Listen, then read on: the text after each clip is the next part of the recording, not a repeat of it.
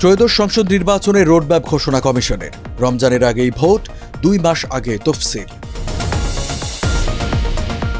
গুমে জড়িতদের শাস্তি মৃত্যুদণ্ড রেখে আইনের খসড়া অনুমোদন, 4 মাসের মধ্যে বিচার শেষ করার বিধান। ডিআরইউতে অবরুদ্ধ লতিফ সিদ্দিকী সহ অন্যরা, অনুষ্ঠান থেকে পুলিশের সোপর্দ। সীমান্ত হত্যা বন্ধে একমত বিজিবি বিএসএফ, অবৈধদেরকেই ফেরত পাঠানোর দাবি ভারতের। এবং যুক্তরাষ্ট্রের শিক্ষার্থী ও সাংবাদিকদের ভিসার মেয়াদ সীমিত করার পদক্ষেপ, সরকারি নির্দেশনা জারি। আমন্ত্রণ টিভিএস নিউজ অব দ্য ডেতে, সাথে আছে আমি রঞ্জু ইফতেখার। এতক্ষণ দেখছিলেন সংবাদ শিরোনাম, এবারে জানাবো বিস্তারিত। ত্রয়োদশ জাতীয় সংসদ নির্বাচন সামনে রেখে 24টি গুরুত্বপূর্ণ কাজকে প্রাধান্য দিয়ে রোডম্যাপ ঘোষণা করেছে নির্বাচন কমিশন। 28 আগস্ট বৃহস্পতিবার নির্বাচন কমিশনের জ্যেষ্ঠ সচিব আখতার আহমেদ এই রোডম্যাপ ঘোষণা করেন। গুরুত্বপূর্ণ কাজগুলোর মধ্যে আছে সংসদীয় আসনের সীমানা নির্ধারণ, ভোটার তালিকা চূড়ান্তকরণ, রাজনৈতিক দল নিবন্ধন ও দেশি পর্যবেক্ষক সংস্থার নিবন্ধন চূড়ান্ত করা। ইসি আগে জানিয়েছে জাতীয় সংসদ নির্বাচন অনুষ্ঠিত হবে 2026 সালের ফেব্রুয়ারি মাসের প্রথমার্ধে, আর তফসিল ঘোষণা করা হবে চলতি বছরের ডিসেম্বরের প্রথমার্ধে। নির্বাচন কমিশনের সিনিয়র সচিব আখতার আহমেদ বলেন, আগামী 15 সেপ্টেম্বর থেকে রাজনৈতিক দলসহ অংশীজনদের সঙ্গে সংলাপ শুরু হবে, যা চলবে অক্টোবর পর্যন্ত। এছাড়া নভেম্বরে চূড়ান্ত ভোটার তালিকা প্রকাশ করা হবে। গুম প্রতিরোধ, প্রতিকার ও সুরক্ষা অধ্যাদেশ 2025 এর খসড়ার নীতিগত অনুমোদন দিয়েছে উপদেষ্টা পরিষদ। 28 আগস্ট বৃহস্পতিবার উপদেষ্টা পরিষদের 40তম বৈঠকে এই অনুমোদন দেওয়া হয়। বিকালে ফরেন সার্ভিস একাডেমি মিলনায়তনে ব্রিফিংয়ে এসব কথা জানান প্রধান উপদেষ্টার প্রেস সচিব শফিকুল আলম। প্রেস সচিব বলেন, নতুন আইনে বিশেষ ট্রাইব্যুনাল গঠনের বিধান রাখা হয়েছে।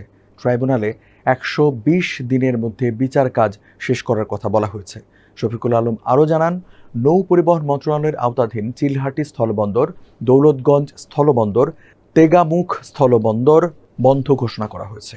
বাল্লা স্থলবন্দরের অপারেশনাল কার্যক্রম স্থগিত রাখার প্রস্তাব অনুমোদন করা হয়েছে। ঢাকা রিপোর্টার্স ইউনিটি ডিআরইউতে একটি গোলটেবিল বৈঠকে অবরুদ্ধ হয়ে পুলিশের হাতে সোপর্দ হওয়া সাবেক সংসদ সদস্য আব্দুল লতিফ সিদ্দিকী ও ঢাকা বিশ্ববিদ্যালয়ের অধ্যাপক শেখ হাফিজুর রহমান কার্জন সহ সবাইকে ডিবি কার্যালয়ে নেওয়া হয়েছে। ডিবি দক্ষিণের যুগ্ম কমিশনার নাসিরুল ইসলাম এই তথ্য নিশ্চিত করেছেন। 28 আগস্ট বৃহস্পতিবার দুপুরের দিকে একদল ব্যক্তি নিজেদের জুলাই যোদ্ধা হিসেবে পরিচয় দিয়ে তাদের অবরুদ্ধ করে পুলিশে সোপর্দ করে। সকালে ঢাকা রিপোর্টার্স ইউনিটির শফিকুল কবির মিলনায়তনে আমাদের মহান স্বাধীনতা যুদ্ধ এবং বাংলাদেশের সংবিধান শীর্ষক গোলটেবিল বৈঠকের আয়োজন করে মঞ্চ 71। এতে প্রধান অতিথি হিসেবে উপস্থিত থাকার কথা ছিল গণফোরামের সাবেক সভাপতি ডক্টর কামাল হোসেনের। সীমান্তে নির্যাতন ও হত্যার ঘটনা শূন্যে নামিয়ে আনার বিষয়ে সম্মত হয়েছে বর্ডার গার্ড বাংলাদেশ বিজিবি ও ভারতীয় সীমান্তরক্ষী বাহিনী বিএসএফ। 28 আগস্ট বৃহস্পতিবার দুই বাহিনীর মহাপরিচালক পর্যায়ের 56তম সীমান্ত সম্মেলনের যৌথ সংবাদ সম্মেলনে একথা উঠে আসে। এ সময় বিএসএফ এর ডিজি বলেন, বাংলাদেশ পুশিন আইনের মধ্যে থেকে যথাযথ প্রক্রিয়া অনুসরণের মাধ্যমে করানো হচ্ছে। সংবাদ সম্মেলনে সাংবাদিকদের এক প্রশ্নের জবাবে বিএসএফ এর মহাপরিচালক দলজিৎ সিং বলেন, এখন পর্যন্ত 550 জনকে বিজিবির হাতে তুলে দেওয়া হয়েছে। এ সংক্রান্ত 2400 মামলার যাচাই প্রক্রিয়া চলছে। বাংলাদেশ হাইকমিশনও এই কাজে সহযোগিতা করছে। যুক্তরাষ্ট্রের ট্রাম্প প্রশাসন আন্তর্জাতিক শিক্ষার্থী সাংস্কৃতিক বিনিময় কর্মসূচির অংশ হিসেবে আসা অতিথি ও বিদেশি গণমাধ্যম কর্মীদের ভিসার মেয়াদ সীমিত করার পদক্ষেপ নিচ্ছে। অবৈধ অভিবাসীদের বিরুদ্ধে ট্রাম্প প্রশাসনের গ্রহণ করা কঠোর ব্যবস্থার অংশ হিসেবে 27 আগস্ট বুধবার জারি করা একটি সরকারি নির্দেশনায় এমনটি প্রস্তাব করা হয়েছে।